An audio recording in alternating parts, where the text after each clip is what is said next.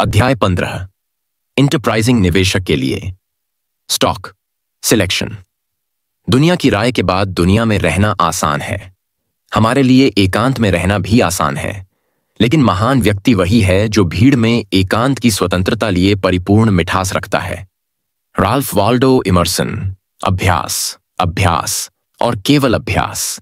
Mutual series funds के संस्थापक max हेन ने यह कहा कि यरूशलेम तक जाने के लिए कई सड़कें हैं। इस मास्टर स्टॉक पिकर का मतलब था कि शेयरों का चयन करने का उनका अपना मूल्य केंद्रित तरीका एक सफल निवेशक बनने का एकमात्र तरीका नहीं था। इस अध्याय में हम कई तकनीकों को देखते हैं जो आज के कुछ प्रमुख धन प्रबंधक स्टॉक चुनने के लिए उपयोग करते हैं। सबसे पहले, हालांकि यह दोहराने के लायक है कि अधिकांश निवेशकों के लिए व्यक्तिगत स्टॉक का चयन करना अनावश्यक है यदि यह अनुपयुक्त नहीं है, तब तथ्य यह है कि ज्यादातर पेशेवर स्टॉक पिकिंग का खराब काम करते हैं। इसका मतलब यह नहीं है कि अधिकांश एमेच्योर बेहतर कर सकते हैं।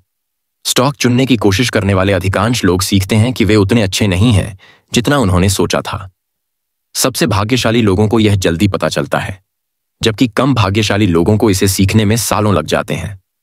निवेशकों का एक छोटा प्रतिशत अपने स्वयं के शेयरों को चुनने में उत्कृष्टता प्राप्त कर सकता है, लेकिन बाकी सभी को आदर्श रूप से एक इंडेक्स फंड के माध्यम से मदद लेना बेहतर होगा।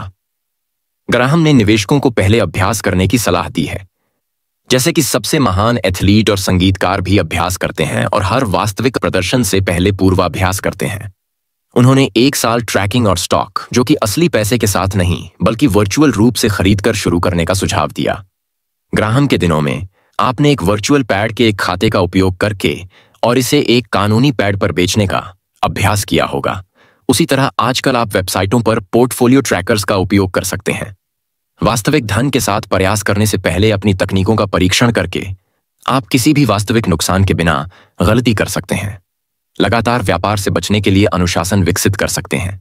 अपने दृष्टिकोण की तुलना कर सकते हैं उन अग्रणी मनी मैनेजरों के अलावा और जानें कि आपके लिए कौन सी तकनीक बेहतर काम करती है। सबसे अच्छा, आपके सभी स्टॉक पिक्स के परिणामों पर नजर रखने से आप यह भूल जाते हैं कि आपके कुछ कुबड़ पलक झपकते ही इसे रोक देंगे, जो आपको अपने विजेताओं और अपने हारे हुए लोगों से सीखने के लिए मजबूर करेगा। 1 साल के बाद अपने परिणामों को मापें कि आपने अपने सभी पैसे S&P 500 इंडेक्स फंड में कैसे लगाए होंगे। यदि आपको प्रयोग में मजा नहीं आया या आपकी पसंद खराब थी तो कोई नुकसान नहीं हुआ, लेकिन व्यक्तिगत शेयरों का चयन करना आपके लिए सही नहीं है। अपने लिए एक इंडेक्स फंड खरीदें व स्टॉक खरीदने पर अपना समय बर्बाद करना बंद करें। यदि आपने प्रयोग का आनंद लिया है और पर्याप्त रूप से अच्छे रिटर्न अर्जित किए हैं तो धीरे धीरे शेयरों की एक टोकरी को इकट्ठा करें, लेकिन इसे अपने समग्र पोर्टफोलियो के अधिकतम 10% तक सीमित रखें और बाकी को एक इंडेक्स फंड में रखें। तथा याद रखें, आप हमेशा इसे तब रोक सकते हैं जब यह आपकी रुचि का न हो या आपके रिटर्न खराब हो जाते हैं। सही स्थानों की तलाश कैसे करें? आपको संभावित रूप से बेहतर स्टॉक की तलाश में कैसे करनी चाहिए? अधिकांश लोगों के विपरीत, कई सर्वश्रेष्ठ पेशेवर निवेशक पहली बार किसी कंपनी में दिलचस्पी लेते हैं जब इसकी शेयर की कीमत नीचे जाती है, ऊपर नहीं। ट्वीडी ब्राउन ग्लोबल वैल्यू फंड के क्रिस्टोफर ब्राउन, ओकमार्क फंड के विलियम न्याग्रेन, FPA कैपिटल फंड के रॉबर्ट रॉड्रिगेज और टोरे फंड के रॉबर्ट टॉर, सभी का सुझाव है कि वॉल स्ट्रीट जर्नल में नए 52 सप्ताह के बेचारों की दैनिक सूची देखें। यह आपको उन शेयरों और उद्योगों की ओर इंगित करेगा जो अप्रयुक्त या अप्रमाणित हैं, और इस प्रकार यह आपकी धारणा बदलते समय उच्च रिटर्न की संभावनाएं प्रदान करते हैं।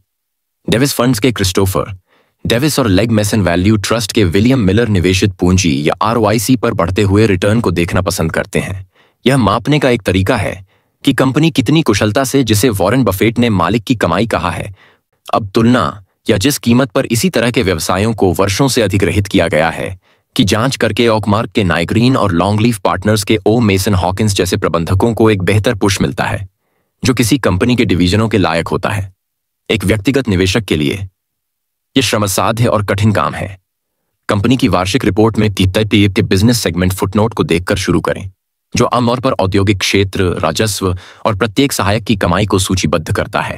फिर उन्हीं उद्योगों में अन्य कंपनियों के उदाहरणों के लिए फैक्टिवा, प्रोक्वेस्ट या लेक्सिस नेक्सिस जैसे समाचार डेटाबेस खोजें जो हाल ही में हासिल किए गए हैं।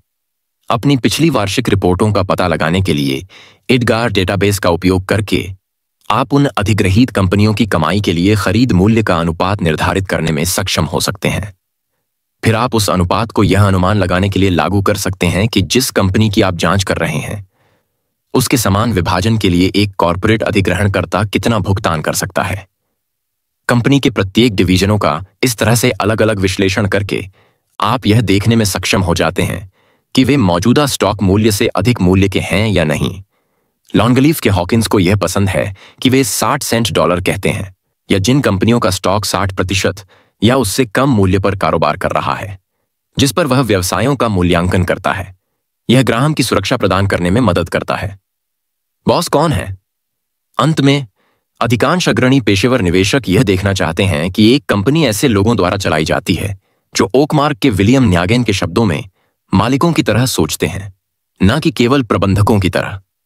2 सरल परीक्षण क्या कंपनी के वित्तीय विवरण आसानी से समझ में आते हैं या वे आपत्ति से भरे हैं?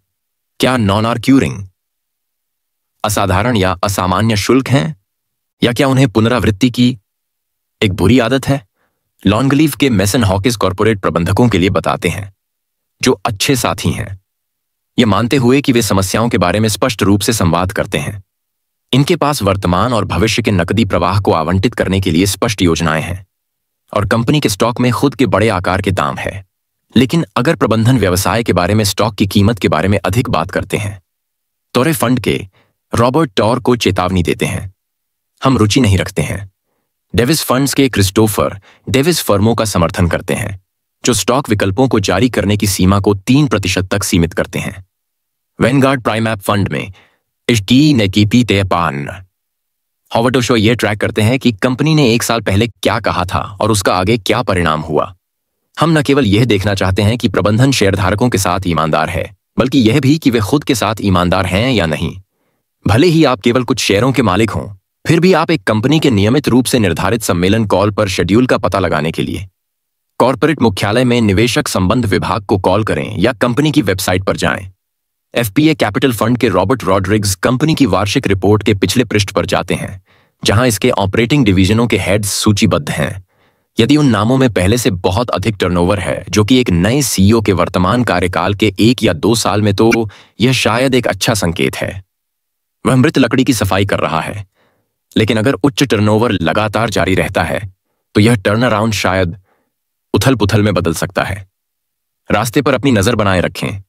यरूशलेम के लिए इनसे भी ज्यादा सड़कें हैं। कुछ प्रमुख पोर्टफोलियो मैनेजर जैसे प्रेमन वैल्यू मैनेजमेंट के डेविड ड्रोमन और थर्ड एवेन्यू फंड्स के मार्टिन फिटमैन बहुत कम संपत्ति, कमाई या नकदी प्रवाह पर बेचने वाली कंपनियों पर ध्यान केंद्रित करते हैं। अन्य रॉयस फंड्स के Charles Royce and Fidelity low pride stock fund के जोएल टिलहास्ट की तरह छोटी कंपनियों के शिकार करते हैं। एक तकनीक जो मददगार हो सकती है, यह देखें कि कौन से प्रमुख व्यावसायिक प्रबंधक आपके द्वारा किए गए शेयरों के मालिक हैं। यदि 1 या 2 नाम बदलते रहते हैं तो उन फंड कंपनियों की वेबसाइटों पर जाएं और उनकी हाल की रिपोर्ट डाउनलोड करें। यह देखकर कि इन निवेशकों के पास कौन से अन्य शेयर हैं, आप इस बारे में अधिक जान सकते हैं कि उनमें क्या गुण हैं। प्रबंधकों की टिप्पणी पढ़कर साचिर यह देखें, जान सकते हैं कैसे अपने दृष्टिकोण में सुधार करने के लिए कौन से क्षेत्र पर विचार कर सकते हैं। कोई फर्क नहीं पड़ता कि वे स्टॉक चुनने में किन तकनीकों का उपयोग करते हैं। सफल निवेश करने वाले पेशेवरों में 2 चीजें समान हैं। वे अनुशासित और सुसंगत हैं, तब भी अपना दृष्टिकोण बदलने से इनकार करते हैं। वे इस बारे में बहुत सोचते हैं कि वे क्या करते हैं और कैसे करते हैं, लेकिन वे इस बात पर बहुत कम ध्यान देते हैं कि बाजार क्या कर रहा है।